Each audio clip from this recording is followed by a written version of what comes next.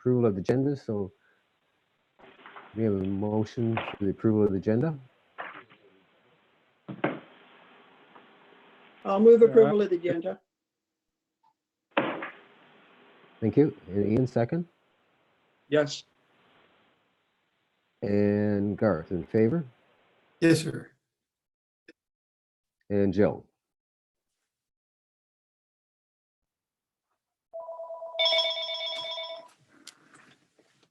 Jill, I think you're on mute. Hello.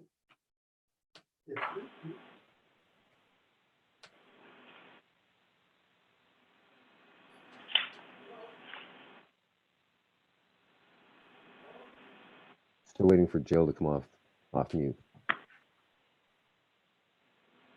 Okay, there you go. All right. Good. Yes. Thank you. All right. Okay. All in favor, carried. So I'd like to call any conflict of interest arising out of the matters listed on the agenda. Hearing none. Moving on. Number 4, presentations, deputations, and public question period. Seeing none. And confirmation of the minutes of the public meeting held April 29th, 2020. I need a motion to accept the minutes of the public meeting and that they appear on the board package previously distributed. I'll move the motion. Marion. Second, Thank Garth. you. Great. Ian, all in favor? In favor, yes. Yeah. Jill? Yes. Great. Carried. Moving on to item number 6, business arising out of the minutes of the April 29th public meeting. Are there any business items you'd like to bring up? Okay, hearing none, we'll move on to item number 7, which is the chairman's report. And I exchanged emails with Dwayne Sprague, a representative from the ministry, and he said he didn't think there was anything that was startling that he needed to inform the boards about, or I needed to inform the board about. So we'll just include that as being my report and move on to the next item number 8, reports from Inspector Bishop.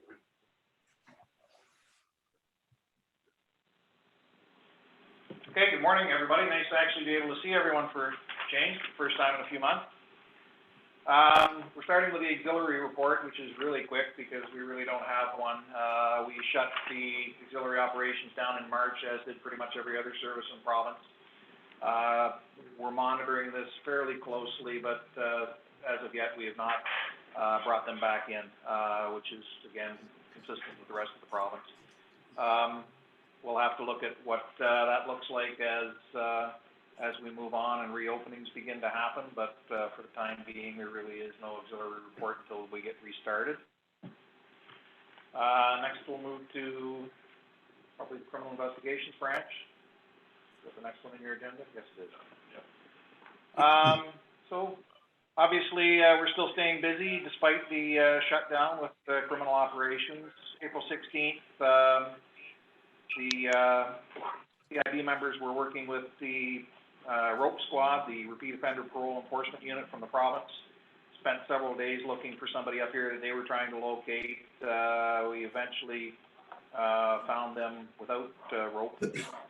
24-year-old male parolee who had failed to return to his custodial facility, so he was arrested. April 22nd, there was an arrest with respect to 2 historical fires, one from August 15th of last year, the other one February 29th of 2020. Female youth, known sounds, been charged with 2 counts of arson in relation to that. She'll be appearing in court in July. We noticed a spike in job sites and construction trailers. Whether that was COVID connected or not, we're not sure, but we definitely saw a spike as some of them were shut down for a time period. They conducted an investigation with relation to that, executed a couple of search warrants, and recovered quite a bit of stolen property, including a motor vehicle, some tools, and keys for some heavy construction equipment. Drugs also seized. 38-year-old man and 30-year-old woman were charged with numerous property and drug offenses as a result of that one. April 30th, child abuse investigation. We had a young 3-month-old baby, ended up with a broken arm. The accused ended up being a 21-year-old man. He was the new boyfriend of the victim's mother. He's been arrested by our detectives, charged with aggravated assault, and the child in that case has been apprehended by Bruce Grey Family and Child Services. That's the Criminal Investigations Branch. Subject to any questions? Move to Drug Enforcement Intelligence. An arrest was made on April 7th by the Drug Unit. Female bound by house arrest conditions was out driving a vehicle on the east side. She was found in possession of crystal methamphetamine and fentanyl, charged with drug offenses and her breach of her house arrest. April 21st, as part of that investigation we talked about with CID, with respect to the break-ins, quantities of crystal methamphetamine, fentanyl, heroin, and cocaine were seized, along with a bunch of drug paraphernalia, and about close to $3,000 in cash. 30-year-old female charged with possession for the purpose of trafficking and other drug offenses in relation to that. The second male from that incident was found with 8.4 grams of crystal methamphetamine, and also charged with the drug offenses as well as the property offenses mentioned earlier.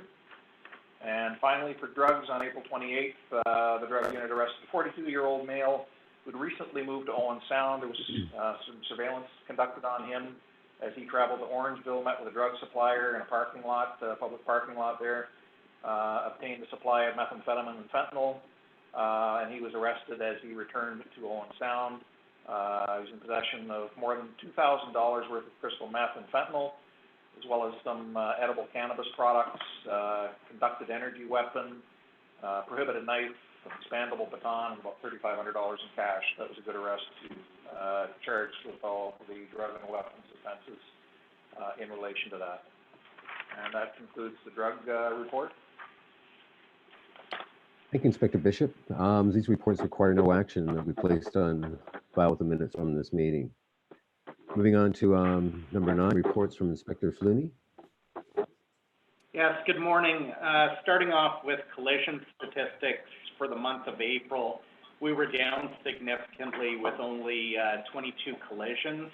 So I looked back in previous year's reports for the month of April just to see if this was specifically COVID related, and we did have an April back 3 to 4 years ago, where we went down into the approximately 25 to 27 collisions during that month, but we are down significantly.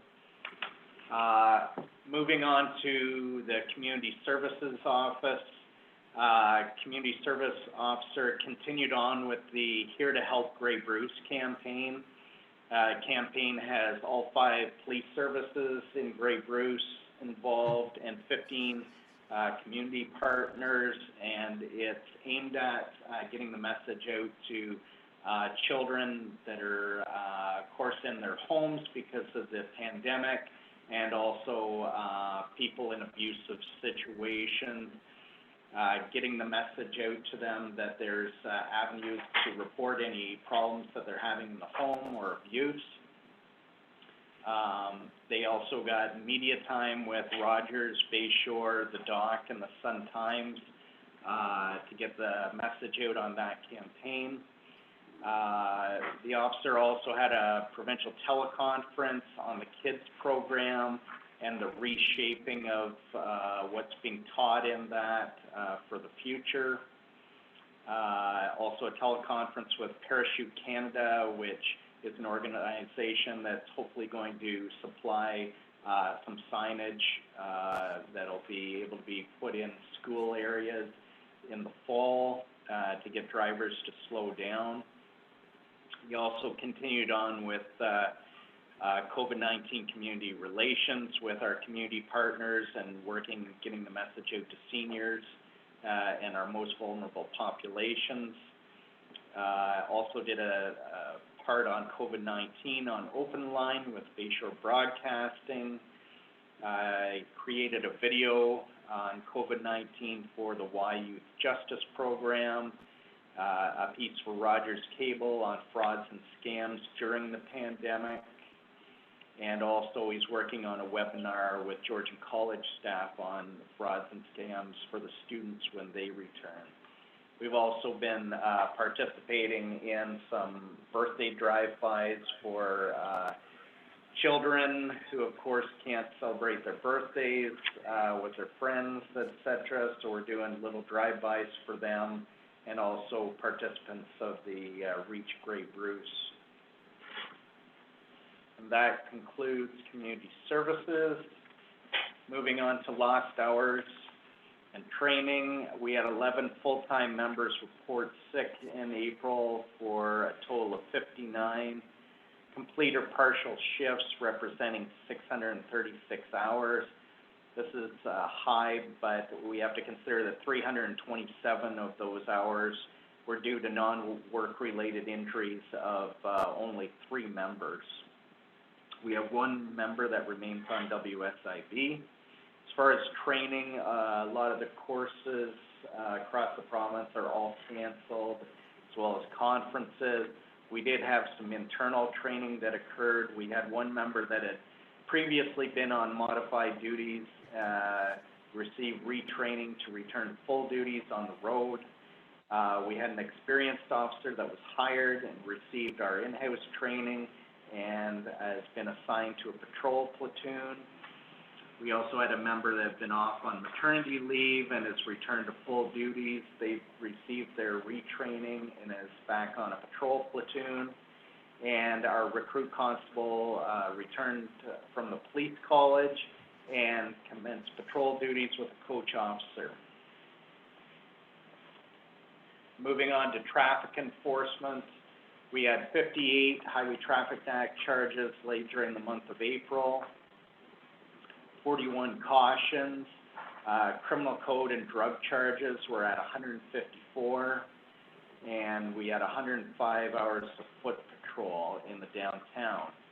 We had 4 on-duty ride checks during April and 4 persons charged with impaired driving or over 80. Subject to any questions, that concludes my report. Thank you, Inspector Fluney. As these reports require no action, they'll be placed on the minutes for the meeting. Move on to item number 10, reports from Director Fluney. Director Fluney can't be with us today. She's tied up with court operations again. So I'll quickly run through her reports. You'll notice COVID's had an impact on a number of those as well. So the first one was board bylaws. You can see there's not a lot on there. We've had 1 license renewal for taxi, nothing at all for adult entertainment, obviously due to the closure of the adult entertainment business in town, so no license issued there. So that is that report. Moving on to the courts.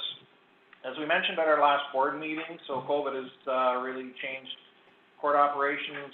Prisoners are no longer being taken to the courts, so for the most part, an arrest process now is we're 7 days a week doing what we would normally have done on weekends and statutory holidays. So anyone being arrested is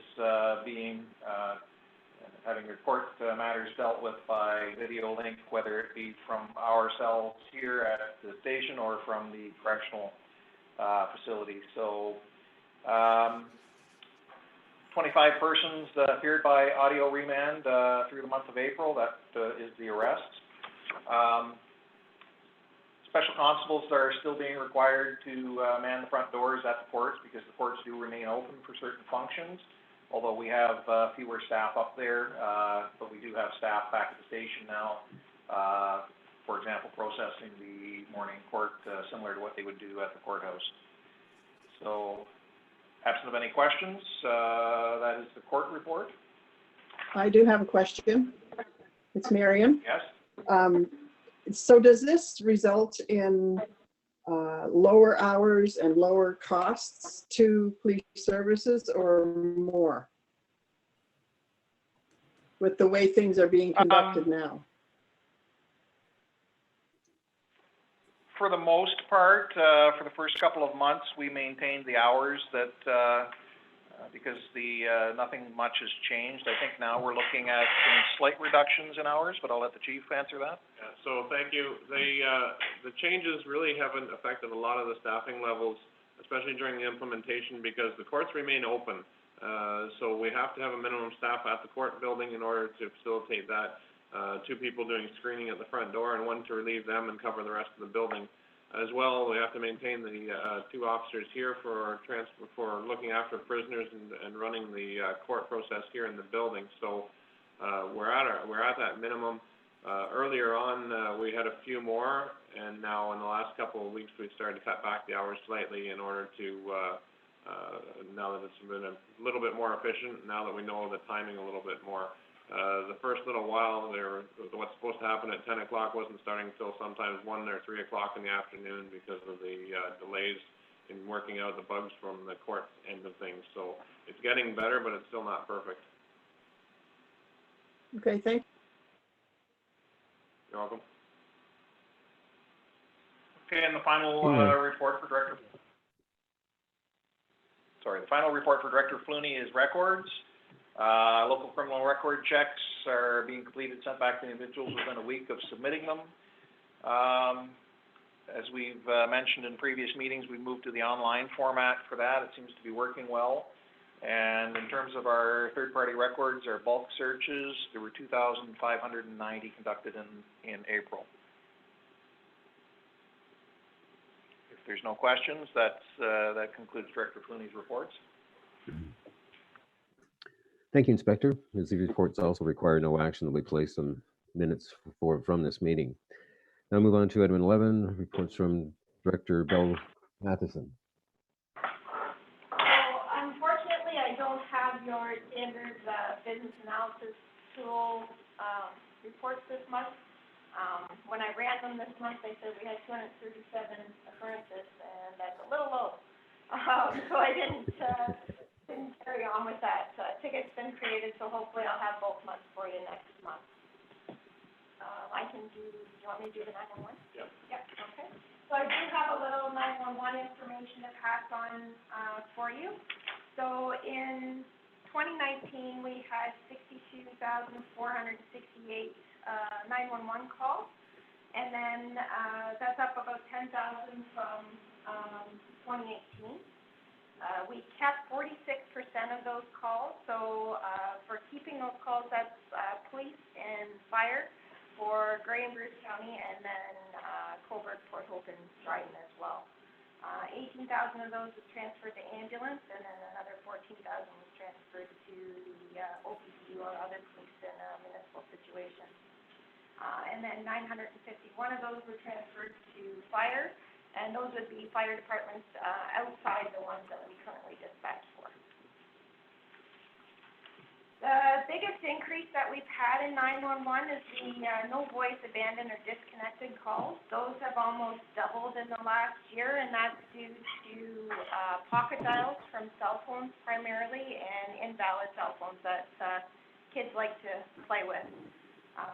All of those calls are treated as an emergency until we can deem that they aren't, or that they're from an invalid phone where we don't receive any information on them.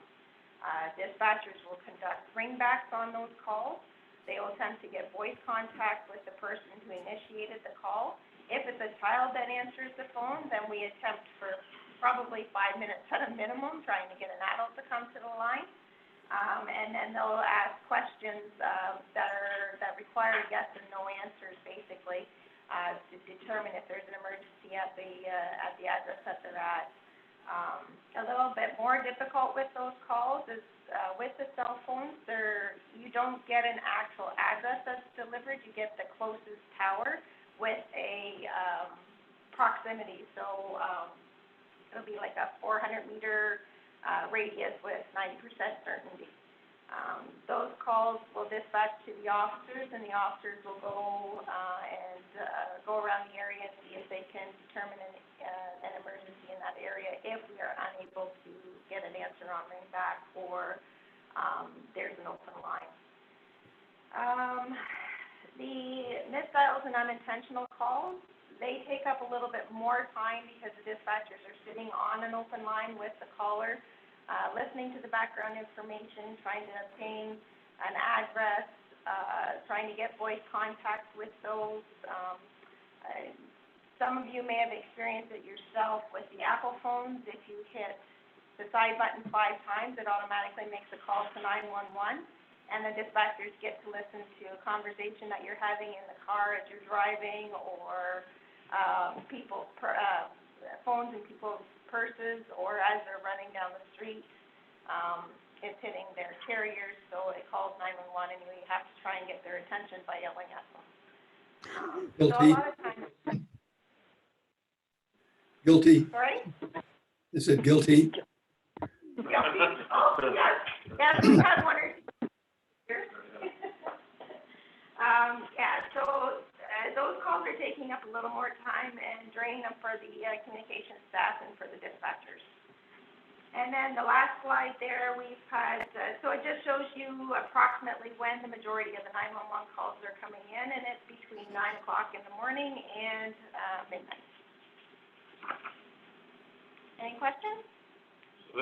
So this was a result of Councillor Kepke's inquiry about the missed dials, and there was a larger package that was done up for the board meeting that was scheduled for April, but we didn't have. So, but this is just this quick summary of the missed dials, and it is an increase. It is a huge increase, and it's a big problem for us. Thank you. I appreciate the information. Okay, thank you, Director. Moving on to item number 12, report from Director Hill. Good morning, everyone. For the month of April, we resumed our time and employee management project. This had been delayed by a few months. The company had furloughed some staff, and we had other priorities, getting remote working and things like that. That's been scheduled for the 18th of June for the rollout. This will allow us at some point to tie in directly to City Hall's payroll system to reduce some of the duplication of data entry between the systems with the Great Plains systems. The new punch clocks are already being installed in the building. The old ones were about 10 years old, so that's moving forward. We're just finishing our certification tests on our new phone system, which is tied with our next gen 911 system. We're currently ranked among the top in the country. We're just completing, actually, tomorrow is our transfer test. We can take calls, and we're just completing transferring calls to other facilities. So we have a couple maps through our mapping GIS department. We're doing some updates of our own mapping, which is quite large. It's most of the province. Boundaries, subdivisions, all those things, they come from the county GIS to ensure that our dispatchers have the latest information for all the locations and stores. And we had quite a bit of work for the communication centers. We're now running out of 3 rooms, 2 at the headquarters and 1 at our backup site, just for COVID-19 precautions, so that we can disinfect rooms and have redundant locations of work. And that's my report for the month of April. Thank you, Director. Okay, moving on. Any questions for Director Hill on any of the items? Okay, moving on to item number 13, financial report. And first item up is to approve outstanding accounts for payment. I'll need a motion for those approvals. Happy to move, Mr. Chairman. Thanks, Garth. Seconder?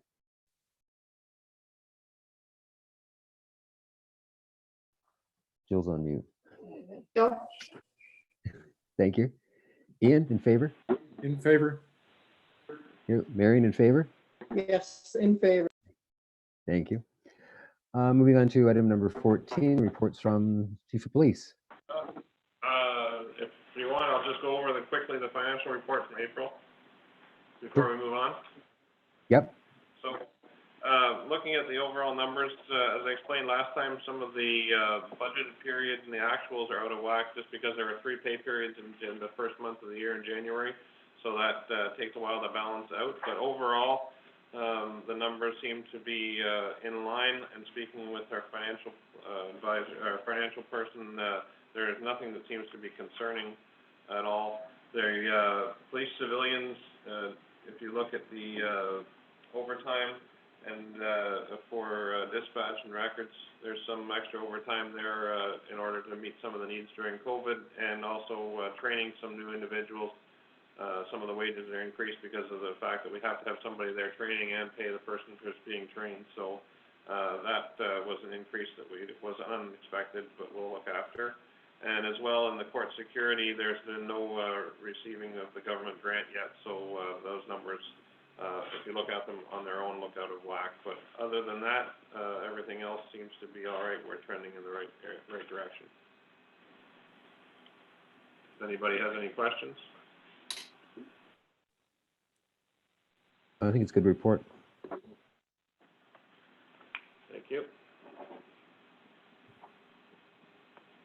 So, moving on to my reports, I didn't do an activity month for this month because I've spent the whole, obviously, there's been lots of meetings and lots of Zoom conferences, but they're all within the building, so I'm not out and about, so, I didn't update that. The second-hand shops update, it wasn't brought back to your attention this month. We'll be looking, at getting some input from the city.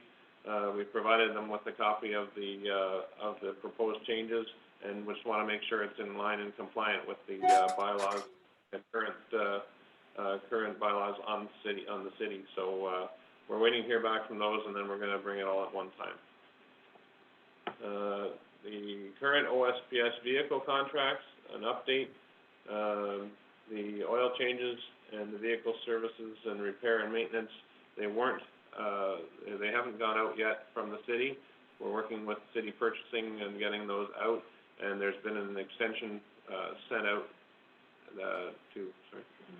to the end of July in order to accommodate the delay in getting those, sent due to COVID-19. So we'll have coverage, with our current providers until the new one can be, arranged. The 2020 to 2022 Strategic Priorities Plan, I'm really happy to, present to you. Great, document that says a lot of work goes, and credit goes out to all the members who were involved in creation of it. And the community input was also, really welcomed. We've added the, community policing pillar to it from the previous, draft that was, looked at and reviewed. And I believe, subject to any questions you may have, I think it's good to go. Craig, do you know how many inputs we got from outside of the police force, like from the public on that? 60 something. I think, yeah, go ahead. Survey. Something like around 260 responses, that was to the, survey that was done, which is, obviously more than we've ever had done, but we also had all of our, community stakeholders at that meeting that, at the Bay Shore, and, as well as all of our member input that we had with it as well. So are the stakeholders in addition to the 260? Yes, some of them may have, we don't know, some of them may have individually completed the survey online, or on paper, but, they would have been in addition to the survey numbers. Okay, and those 260 don't include people that work there, or do we know that? I'm not sure we can say 100%, but, most of them were the community members, I would suggest. Perfect. I just kind of wanted to know what kind of response we got. Good, thank you. I think it was a good exercise, and I would suggest the next time we go around to do it, we do it in the same fashion, because in the past, there's been, town halls and open to the community, and there was never any attendance. So the 260 is a huge increase over the past, public input that's been obtained. Great improvement. Yeah. All right. So, I guess if there are no questions, I'll leave it to the chair for a motion then to adopt the document. Right. Need a motion to approve the 2020-2022 Strategic Priorities Plan. It's Marion, I'll make that motion. Thank you. Seconder? I can second it. Thank you. Garth, in favor? Yes. Jill, in favor? Yes. Thank you. Carried. Okay, moving on to item number 4, Little Candles, the taxi bylaw. So, there have been a couple of changes. 6I and 611, 6.1 and 611, and there was a removal of an appendix in the previous, from previous document, Appendix H. And that is to fall in line with, and through discussions with city staff, so that the bylaws are in line with and follow the city bylaws. So that, those changes have been made, and I propose that that bylaw be implemented. Okay, great. So according to our procedural bylaw, I need a resolution by someone that leaves be granted to introduce bylaw number 2020-01. It's a bylaw to govern taxis within the city of Owen Sound, and it's be deemed to have been read a third and final time. May I have a mover for that resolution? I'll move that. Hello?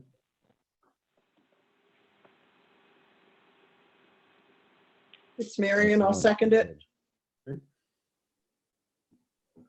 Okay. I'm sorry, I didn't catch that. My sound just sort of died on me here. Sounded like Garth moved it and Marion seconded. Yeah, that's correct. Great. Let's try and.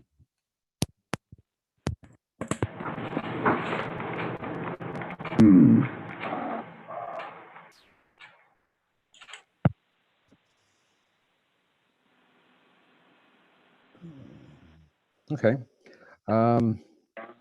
So moving on, that Did you, excuse me, Mr. bylaw Chairman, number Is that voted? 2020-01, bylaw to govern taxis within the city of Owen Sound, be hereby deemed to have been read the third and final time and finally passed, signed, and sealed. Okay, so now moving on to other business items. Don't we need to vote on that, Yeah. John? we haven't voted. We haven't voted yet, Mr. Chairman. I've lost all my audio for some reason. Can you hear me? Yes. Yeah. Does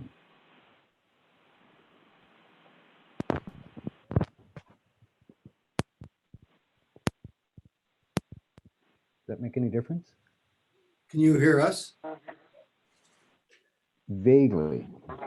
Hang on, I'm just trying to.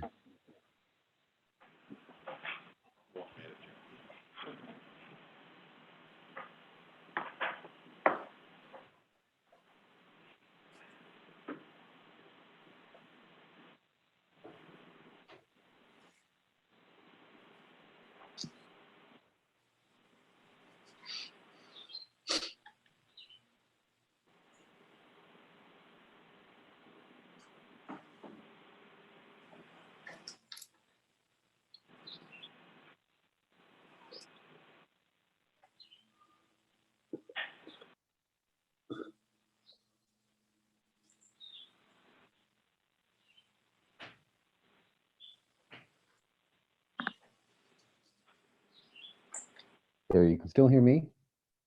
Yes. Yeah. Okay.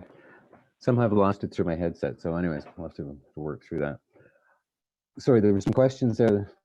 You Maybe I have didn't not hear. called the question. We yet. need to vote on that bylaw.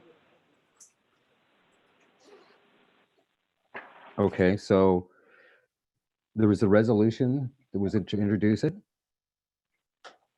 And that was by Garth and Marion, seconded by Marion, rather. Ian Yes. and Jill were in favor. Yes,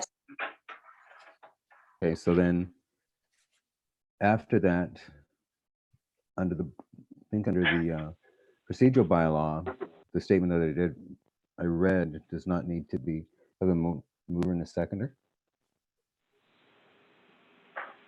No, I just don't think we heard, we didn't hear that the mayor and Jill were supporting that and that it was carried. We lost the sound. I think you lost the sound then.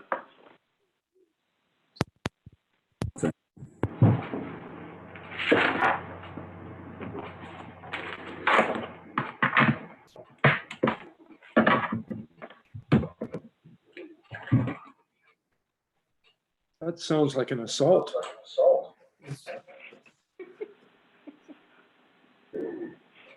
You could say, Mr. Chairman, is there a motion?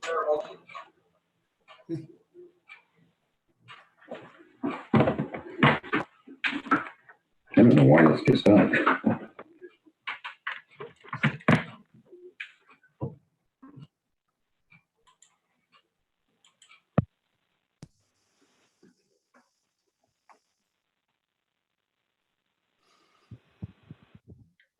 Try that. Is that any better?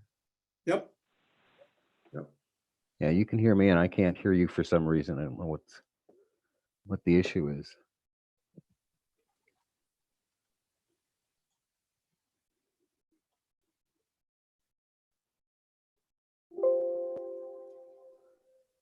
Does that work any better now? We can Feel hear like you. Rogers. Can you me hear now? us? We No, can all hear I got is you. mine's coming through. Can you hear Okay, us, mine's coming John? through my monitor, but it's very low. Say again? Can you hear us? Very faintly. I can hear you better now if you let me know what the issue was. Well, we need to vote on that last motion. I don't think it was recorded yet. Okay.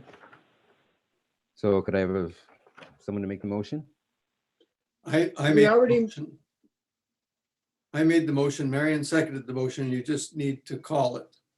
Call the Okay. question. Ian, all in favor? In favor, yes. And Jill? Yes. Great. Okay, moving on to item number 15. Are there any other items of new business not previously listed? So John, can I just clarify, and maybe Kelly Jo, can you let us know if you've got everything you need on the taxi bylaw approved? I have everything, Marion. Thank you. We now have a fair motion. Fair. And my attempt at humor.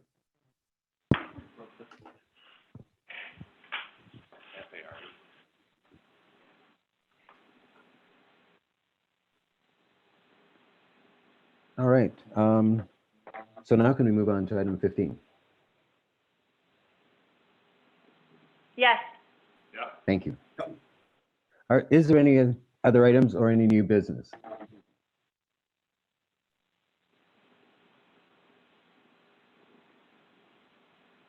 Hearing No. none? Nope. Okay, good. So then as the board has dealt with all of the items on the agenda and there being no additional business to conduct, I declare the meeting be terminated and our next meeting will be Wednesday, June the 24th at 10 a.m. Thank you. Thank you, everyone. I appreciate the time and sorry about the audio. We'll try and get that fixed on my side for next time. Thanks, everybody. Thank Thank you. you. Thank you. Thanks, everyone.